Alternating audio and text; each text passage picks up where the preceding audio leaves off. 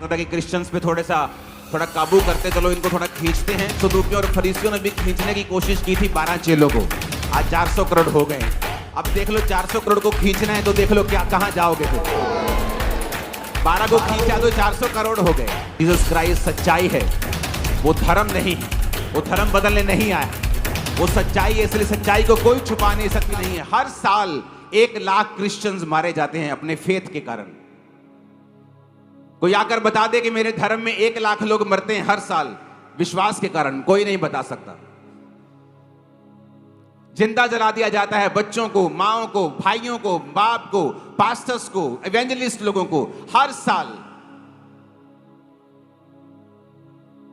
और लाखों लोग, 30 से 35 करोड़ लोग परसिक्यूट होते हैं हर साल क्रिश्चियनिटी में, जिनको सताया जाता है।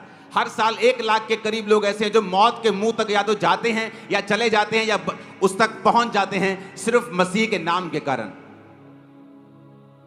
इसलिए मसीहियत इतनी बड़ी है कि हम इसको किसी के साथ कंपैरिजन करके इसको छोटा नहीं करना चाहते, क्योंकि ये बड़े से भी बड़ा है, कहीं अधिक आगे है। अगर क्रिश्चियनिटी में हम शहादतें मनाने लग जाएं, चलो आज ग्राहम की शहादत मनाते हैं, आज उसकी शहादत मनाते हैं, भाई साहब हमें रोज लाखों शहादतें मनानी पड़ेंगी, फिर भी हम मना नहीं पाएंगे। हालेलुया। लोगों ने सिर्फ जीसस क्राइस्ट की सुनी होंगी, चेलों की सुनी होंगी, लेकिन अगर आप बाइबल ही पढ़ ले तो प्रेरितों के काम में ही हजारों शहादतें हैं।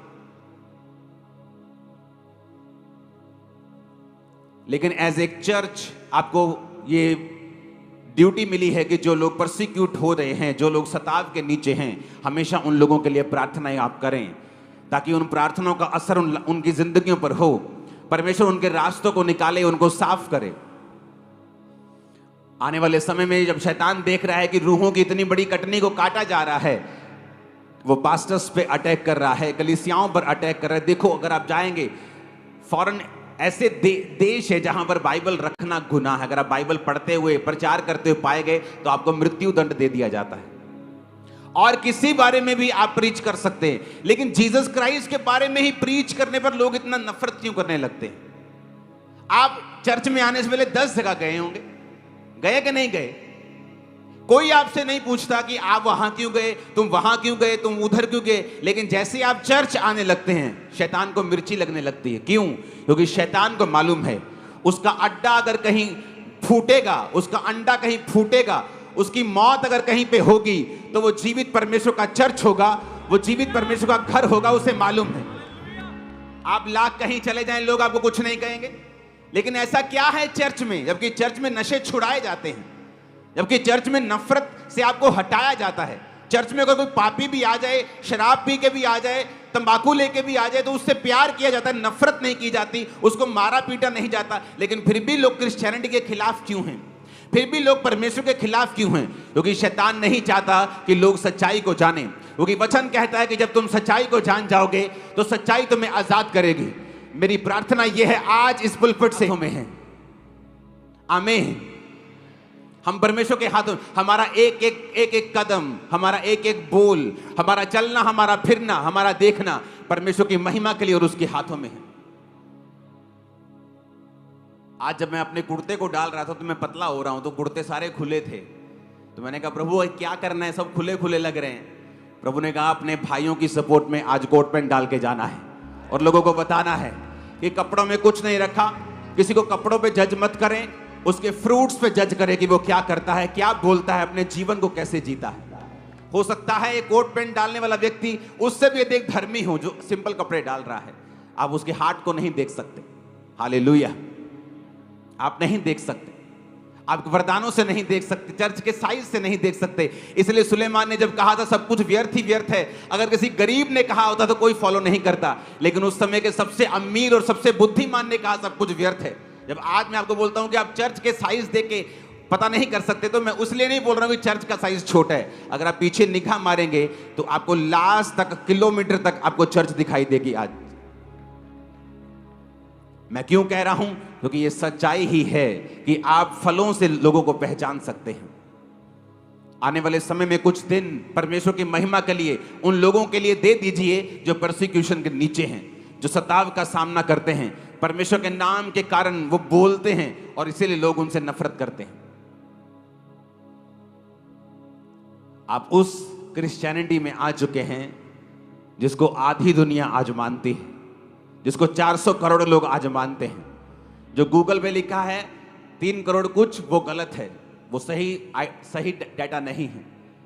गूगल मुझे क्रिश्चियन अभी तक शायद ना माने।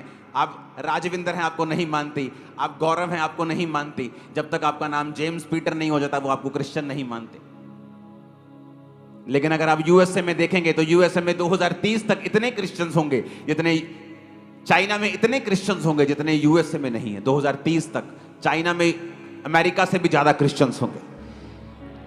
और जो लोग ये बोलते हैं कि क्रिश्चियनिटी कम हो रही है, कनाडा में कम हो रही है, यूरोप में कम हो रही है, क्रिश्चियनिटी कम नहीं हो रही। रिलीजियस जो धर्म है, क्रिश्चियन धर्म रिलीजियस तौर के ऊपर, जिन्होंने पुरानी चर्चें हैं, जो धर्म को फॉलो करते हैं, वो कम हो रहे हैं। लेकिन पवित्र आत्मा के लोग सभी जगह बढ़ रहे हैं। आप बढ़ रहे हैं, मैं बढ़ रहा हूं, वो भी बढ़ रहे हैं, पूरी दुनिया में लोग बढ़ रहे हैं।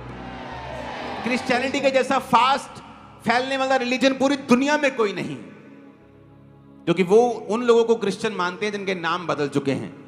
जबकि आप और मैं जानते हैं इंडोनेशिया में कितने क्रिश्चियंस हो रहे हैं, मलेशिया में कितने क्रिश्चियंस हो रहे हैं, इंडिया में आपके सामने है, यूएस में अगर आप जाएं तो कितनी बेदारी है, अगर आप जाएंगे चाइना में कितनी बेदारी है। ये नजर नहीं आते क्रिश्चियन लोग, लेकिन अगर आप जाएंगे चाइना में बड़े बड़े बिजनेसमैन क्रिश्चियन, लेकिन वो अपने फेथ को डिस्क्लोज नहीं कर सकते क्योंकि वहां की गवर्नमेंट उसके खिलाफ पड़ जाएगी, उसके पीछे पड़ जाएगी। रोज सुबह 4 बजे इकट्ठे होते हैं, उसके बाद 6 बजे के बाद चर्च नहीं लगा सकते। 4 बजे गुफाओं में इकट्ठे होते हैं, 4-4, 5-5 हजार लोग सुबह सुबह मीटिंग करके फ्री हो जाते हैं। इतनी परसिक्यूशन, लेकिन परमेश्वर का जो राज्य है वो बड़ा है। जिन लोगों को लगता था कि क्रिश्चियंस पे थोड़ा काबू करते, चलो इनको थोड़ा खींचते हैं, तो सदूकियों और फरीसियों ने भी खींचने की कोशिश की थी 12 चेलों को। आज 400 करोड़ हो गए। अब देख लो 400 करोड़ को खींचना है तो देख लो क्या, कहां जाओगे फिर। 12 को खींचा तो 400 करोड़ हो गए, क्योंकि आप सच्चाई को दबा नहीं सकते, आप हवा को पकड़ नहीं सकते। आप इस वीडियो को भी छोड़ के ना जाए, आप इस वीडियो को पूरा जरूर देखें। जैसा कि आपने भी देखा कैसे अपोस्टल जी ने मसीह विरोधियों को सामर्थ्य जवाब दिया, और परमेश्वर का वचन कहता है कि इन विरोधियों की आंखें इस संसार के ईश्वर ने अंधी कर दी है, ताकि सत्य जो कि हमारा प्रभु यीशु मसीह है उसे ना पहचान पाए। जैसा कि आप देख रहे होंगे आजकल मसीह विरोध काफी बढ़ रहा है, क्योंकि हमारा प्रभु यीशु मसीह जल्दी आने वाला है। और परमेश्वर ने अपने वचन में कहा है कि जो कोई मुझ पर विश्वास करेगा उसे मैं जीवन का मुकुट दूंगा। परमेश्वर ने अपने वचन में कहा है कि अपने सताने वालों को आशीष दो, उनके लिए प्रार्थना करो। जैसा कि आपने सुना होगा अपोस्टल जी ने आज की मीटिंग में कहा कि 12 को मारा तो 400 करोड़ हो गए, अब 400 करोड़ को मारोगे तो पता नहीं क्या होगा। प्रभु यीशु मसीह का वचन कहता है कि हमसे लड़ेंगे तो सही, लेकिन हम प्रबल ना हो पाएंगे, क्योंकि बचाने के लिए प्रभु यीशु मसीह हमारे साथ है। परमेश्वर ने अपने वचन में कहा है कि लड़ाई में तुम्हें लड़ना ना होगा, क्योंकि परमेश्वर यहोवा हमारी ओर से लड़ेगा। परमेश्वर ने अपने वचन में कहा है कि पलटा लेना, क्योंकि परमेश्वर काम पलटा लेना है। परमेश्वर ने अपने वचन में कहा है कि हमें अपने विरोधियों से प्यार करना है। जितने भी मसीह विरोधी है आप उनके लिए प्रार्थना करें, क्योंकि परमेश्वर ने अपने वचन में कहा है कि परमेश्वर के लिए कोई काम कठिन नहीं है। आप नहीं जानते कौन सा विरोधी कल यीशु मसीह का बड़ा प्रचारक बन जाएगा, क्योंकि जैसे कि आप जानते होंगे अपोस्टल अंकुना जी एक समय यीशु मसीह का विरोध करने वाले थे। वह कहते थे कि हमारे घर में कोई भी मसीह का लोग नहीं आएगा, लेकिन जब परमेश्वर की दया अपोस्टल जी के ऊपर आई, परमेश्वर ने उनको अपनी महिमा के लिए इस्तेमाल किया,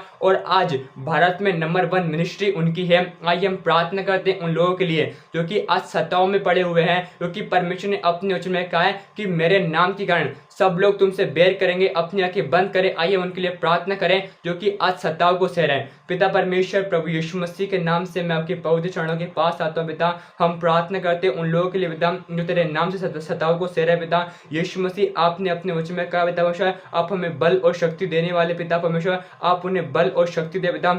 उन्होंने इस सताव से आप निकाली प्रभु यीशु मसीह, और हमारा विश्वास है एक शांति उनके जीवन के ऊपर प्राप्त होने पाए। धन्यवाद करते पिता, हर एक सताव को पिता यीशु के नाम से खत्म करने के लिए पिता, तेरी शांति को पिता भारत देश के ऊपर पिता, इस वर्ल्ड के ऊपर बोलते हैं, यीशु मसीह के प्रार्थना होते हैं, आमीन आमीन। प्रभु यीशु मसीह आप सभी के साथ है। आप इस वीडियो को एक व्यक्ति के साथ जरूर शेयर करें, ताकि वह व्यक्ति आपकी तरह नरक की आग से बचाया जाए, वह व्यक्ति आपकी तरह यह जान सके कि हमारा प्रभु यीशु मसीह धर्म और जात को नहीं लेकिन जीवन को बदल देता है। ऐसा हमारा विश्वास है कि आपने इस वीडियो को एक व्यक्ति के साथ शेयर कर दिया है। आप इस वीडियो को एक लाइक करें, आप हमें सब्सक्राइब और फॉलो कर ले। क्या पता एक परमेश्वर का वचन आपकी पूरी जिंदगी बदल दे, क्योंकि परमेश्वर के लिए सब कुछ संभव है। आप इस वीडियो को लाइक करें। प्रभु यीशु मसीह आपको बहुत बहुत आशीष दे।